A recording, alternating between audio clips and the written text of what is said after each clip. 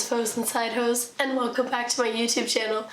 My name is Emma, and if you can't tell, I am so ill. I am so sorry, but you guys asked for it, so I am here.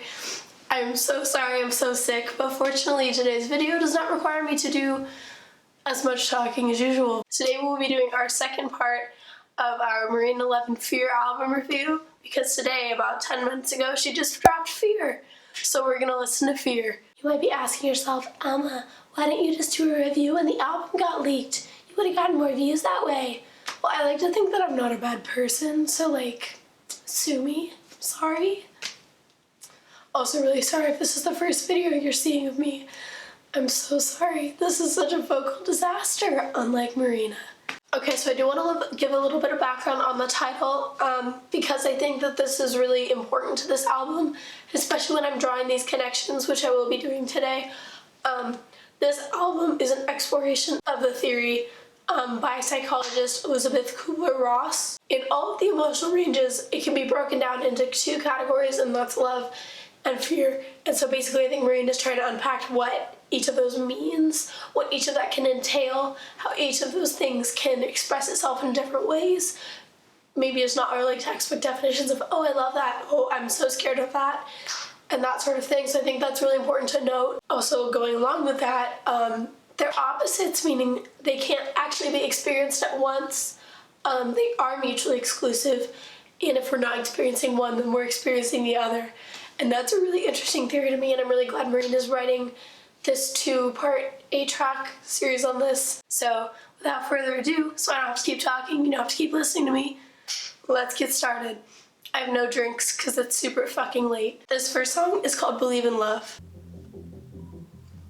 You say that I'm different to the girls you dated,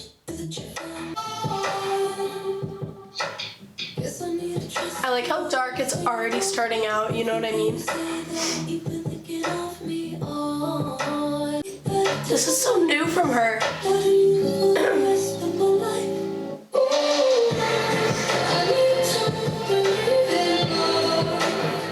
This is so beautiful, and this is such a good transition song. I like this quiet part.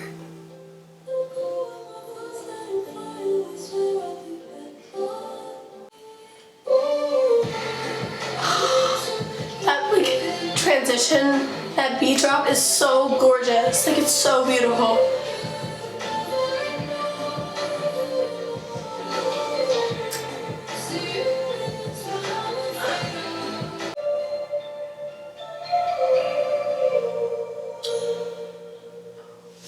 Okay, so that was Believe in Love. This does bring out what I was saying before on Love, how the most beautiful parts for me of her like songs, I guess in terms of the way they sound, are the way that she incorporates her own vocals into almost the melody. And that was all like she used her voice as an instrument, not just like on her melody, but like in like the backing track. And I think that that's really unique, not unique to Marina, but that's like something that's very, if you listen to a Marina song and you notice that, like you'll start to notice it through every single other one of her songs. It's really special and really cool, and I love that that's on there. Love that for us. Alright, this next song is called Life is Strange. Oh, violence, violence, yes. Maybe violas.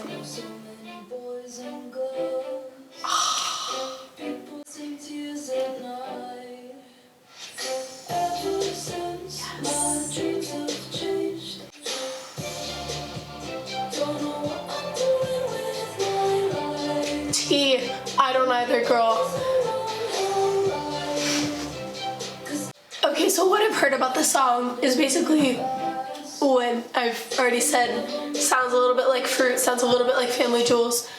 We're all the same. Everybody's suffering, everybody's scared, nobody knows what they're doing.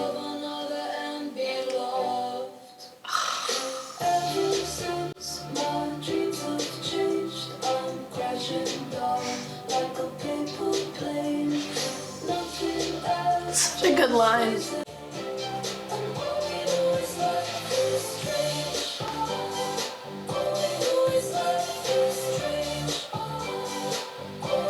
I like this backbeat. Seems like everybody Thank you, bitch. I feel that.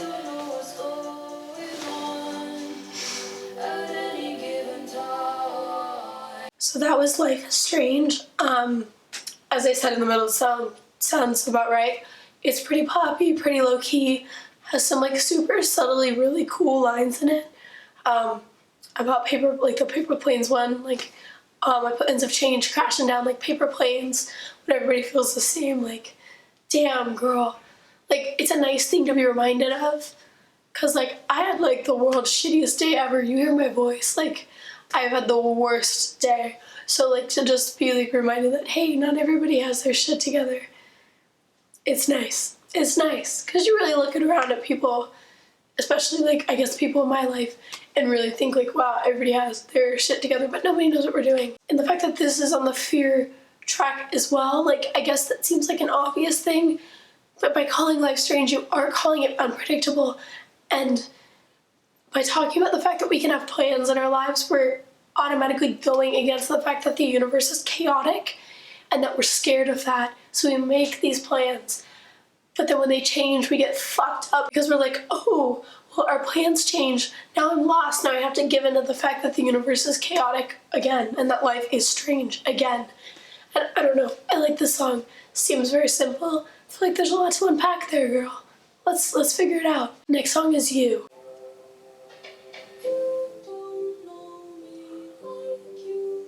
Oh my god, it's so pretty. It's so pretty.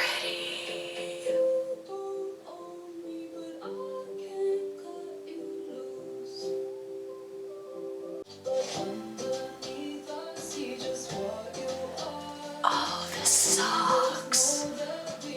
Oh shit.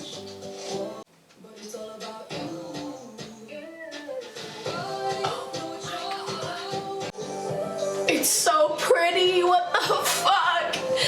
This is the prettiest diss track I've ever heard in my life.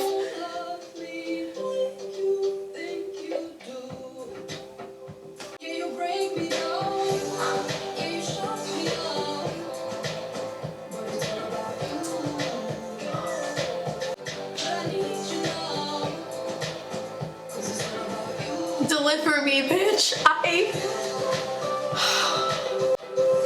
The like tail at the end of it. That part is so gorgeous. Like, the acoustic version of this is gonna be so beautiful. Oh my fucking gosh. Surprise ending! Surprise! I love a good dramatic pause when it's not like super abrupt and weird.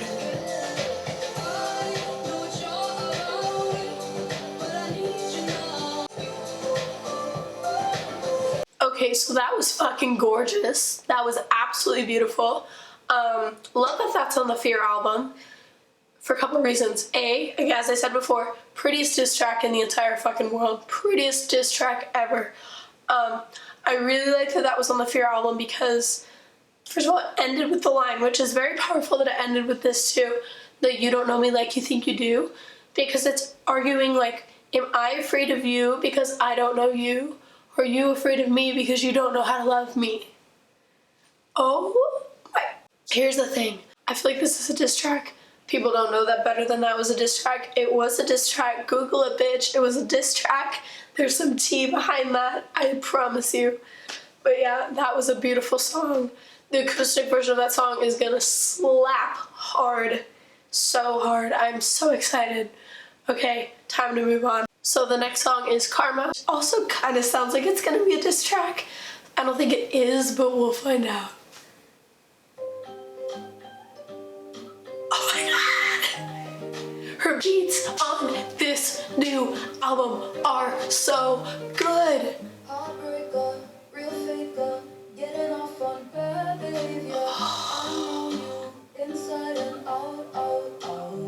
Total diss track. Drag him, bitch. Drag him through the mud. It sounds like some fucking beach music, and then she's like, IDK, bro, your life sucks. I think it's karma. You're a dick.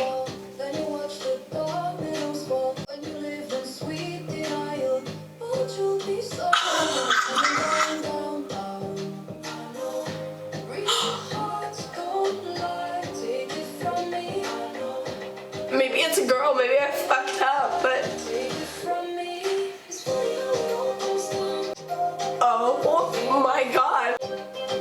I'm rattled. I'm so rattled. What is going on?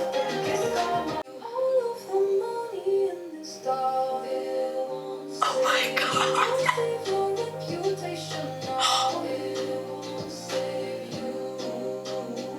Girl. Drag him. Yes, bitch. I'm so confused because she is singing in this like beautiful voice. She's like I feel like I could just fucking like have a mimosa on the beach and just like pass out and never forget all my problems. But yet she's dragging some fucking person through the mud with their legs bouncing the fuck up and down, and she just, I don't know what to say. I don't know what to say. That was rattling. I mean, it's a beautiful song, don't get me wrong, and has a great message. Obviously, karma is something we are scared of, but then there are people who don't believe in karma, and then therefore they go in the circle of denial that their actions are just never gonna have any consequences. And she's like, bitch, you hurt me, just wait. One day, bitch, it's all gonna come crashing down. You know, none of the money in this town is gonna save you, sweetheart. You wrote them their karma check. The world didn't even have to do it, you did it for it. So this next song is Emotional Machine. Sorry, I can't speak. And I did get to see the song live in September. Broods sang it with Marina. Broods is not actually mentioned as a featured artist on this track, which is giving me some question mark confusion right now. So we're gonna listen to it and see what happens. Oh, yes! Deliver me! It's so pretty. It's so different than it was live. It's so different.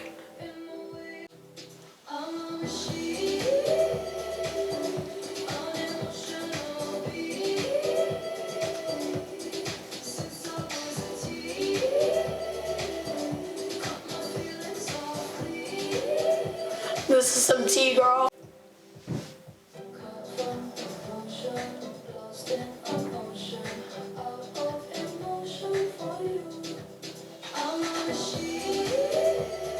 I'm so glad it's on Spotify now so I can play it over and over over and over again as I walk and just like, I have no emotions.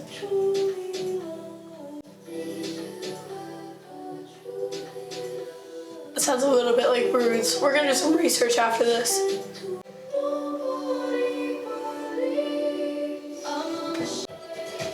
Yeah, emotions are scary. I know why this is on the fear track. Emotions fucking suck. I don't like them. I don't know anybody who does like them.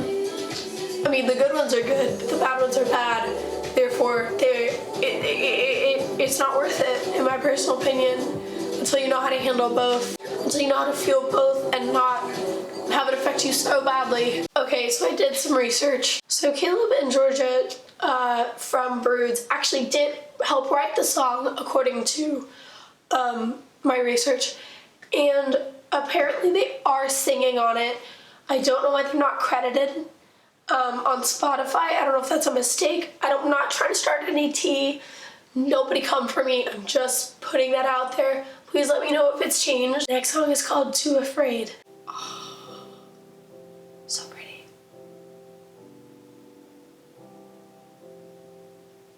I wanna change, but I don't know how. I'm trying to turn my life around. Knew it was gonna come, bitches. I've been to every. I can't pretend. I can't pretend. Been feeling like I don't belong and I see. Just too afraid. Just too afraid. Just too afraid. That's what I said. Nothing's gonna change the way I feel. I can't. It could all be different. In this life, change your future in an instant. How, bitch? Just to feel alive. Okay, so that was gorgeous. Got a few little tears out of me. I've cried a lot already today, so sorry. Tea, oh my god. You know, I'm always like, I don't cry, and nah. Today was the day I did cry. I did cry a lot today. Nobody saw, so that's the fat tea on that. I think if love and fear are truly opposites, is there such a thing as being too much of one? Because I feel like, yes, there is, according to, she's arguing, yes, there is, according to this. She doesn't have a song arguing about being too much in love, but I personally think that is true. Or feeling too much love for something. I think that is true. I think we need to have an equal balance of love and fear for everything in order for things to work. I think we can't love something unconditionally because there's always something, maybe this is me being cynical, but there's always going to be parts of things that we should be scared of for a good reason. But we can choose to ignore that in favor of the feelings of love. This is saying there are way too many things to be scared of that I can't find anything to love in it. Talking about being too afraid of something means that you feel paralyzed, you can't do anything. And I know she's saying she doesn't want to leave the city, she doesn't want to leave this part of her life because of somebody else, but like, you could also be like herself. Like she could be talking about another person, but she could also be talking about herself. She could be too scared to leave because of herself and because of her own paralysis and her own fear of like what's actually out there. Like, there's always a way to be more disappointed than you already are, right? And so like, I feel like she's just saying there's no way for me to be truly confident that things aren't gonna get worse than they already are, so I might as well just stay here. I still don't want to leave. I'm still too scared, and I understand. I got you, girl. Like, I feel you. I love that song so much. I think musically it's so gorgeous. It is something you can listen to. I feel myself listening to it in my car at night, driving along a cliff and looking out at the city. Being on a train and coming home from work and being like, wow, fucking dead-end job just really got me again today. Like, stuff like that. Like, it's a really big, like, it's a song for the quiet parts of yourself that you don't really get to experience all the time because things are very much like this. But in those quiet moments of yourself is when you can feel that fear and when you're not letting anything distract you from it. So I think that that's a really important song and I really like it. This next song is called No More Suckers, which, what a fucking title. Let's hop in. Ooh. Yeah, I know I need a change, 'cause I'm tired of feeling drained. Character development from the last song. She's like, I can't change, I'm stuck. Now she's like, no, break the pattern, I'm changing, girl. I like that back part. I love this. Why can't you help yourself? She's coming out of the like paralysis fear situation now. Okay, I have a whole arc in my head. I'm ready, guys.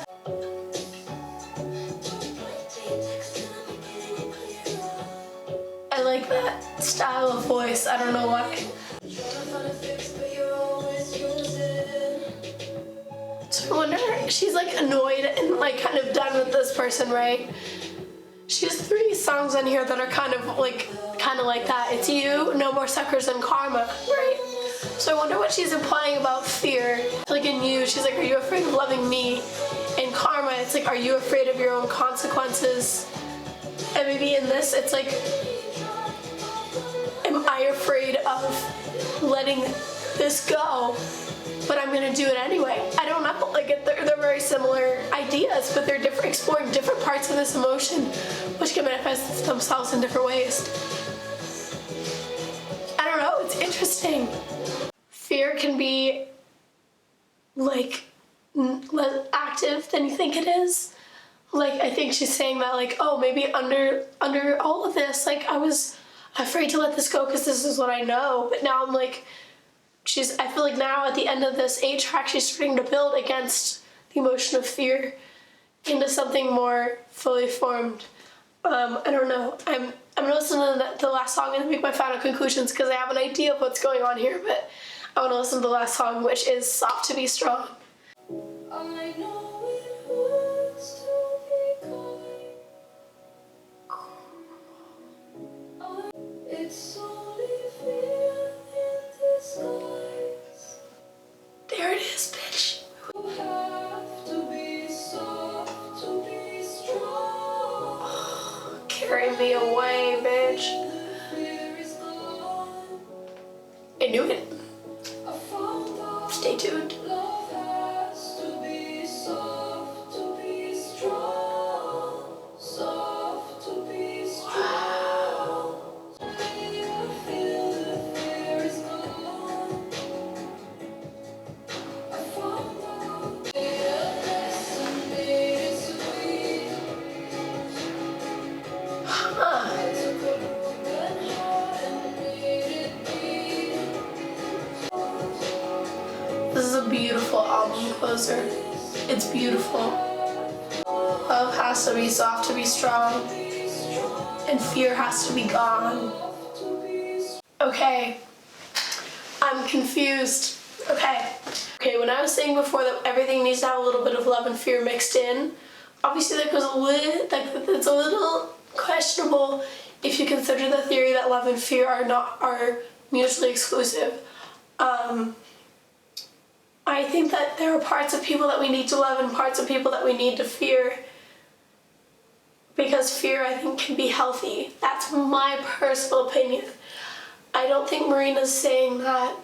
I think she's saying that you need to find love that doesn't come from fear, love that is not built on things that you are already scared of.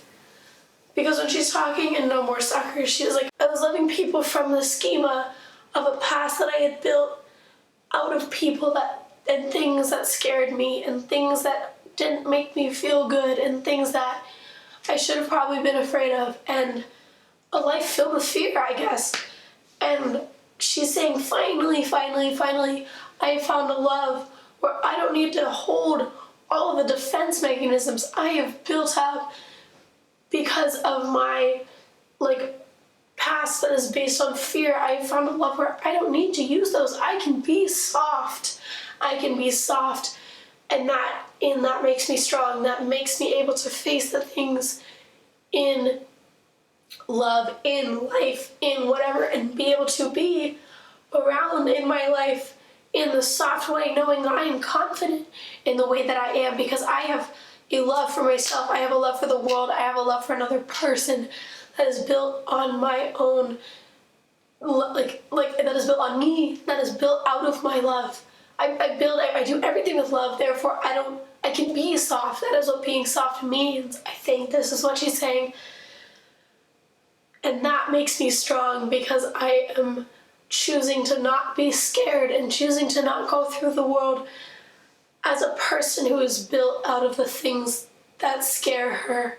As a person that is still scared of the things that built her and still interacting with things out of a place of the fear that she's always known. I think that's really cool. Alright, let's do a little recap. So if we're gonna go all the way through love and fear. So she goes from love, which is like Kamehameha, orange shoes, baby, superstar, which are very idealistic, I am gonna create this place of love that I love. There's a place that I already do love. You're a person that I love. You're my superstar. I'm gonna enjoy my life. I'm gonna have love for the world. And then she sort of gets a little bit into more complicated versions of what love means. To be human. That's complicated. And then End of the Earth, I think, goes a little bit more into the fear, and that's a really good segue, because it's no matter what, I will still love you, but we're gonna have to be scared together. We're gonna have to feel the opposite of love together. If we're gonna love each other till the end of the earth, we're gonna experience fear. By this theory, we can't experience love at the same time. It doesn't work. So, that's interesting, and a great segue into fear, which starts off with believe in love. So with believe in love, I think it has a completely different tone than the entire rest of love, which is good to start off an A track. She sort of says, I'm gonna let everything go, I'm gonna reject fear, and I'm gonna believe in love.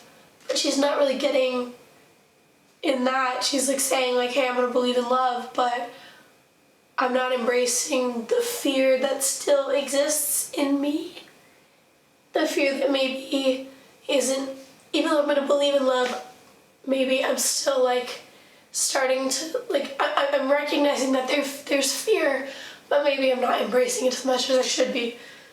And she goes into Life is Strange, You, Karma, which are very more like fear in different ways. Fear of other people having fear of loving her fear of loving other people, like legitimate like life problems, karma, and how people get fucked when they're terrible.